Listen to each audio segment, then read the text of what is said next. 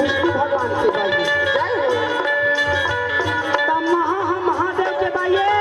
और माया है विष्णु भगवान के बाई एकरे बार विष्णु भगवान और मायापति कथे और लक्ष्मीपति खिलाओ अब बताए हाँ विष्णु भगवान के दुल्हन बाई तेरे बाई को ने माया रतनपुर में महादेव के और माया है विष्णु भगवान की बोल महामाया देवी की बूढ़ी माई दरगाह जय महामाई दरगाह हे बूढ़ी माई दरगाह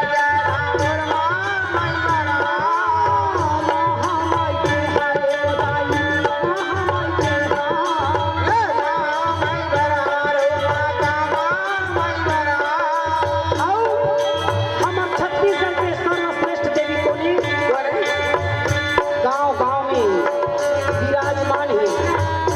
बोले शीतला माता की जय हो शीतला माता है गांव गांव ठेकेदारी में ज्यादा गुस्सा थे तो छोटे माता बड़े माता ला फेंकते थे जा तुम और ध्यान धरवावे जय हो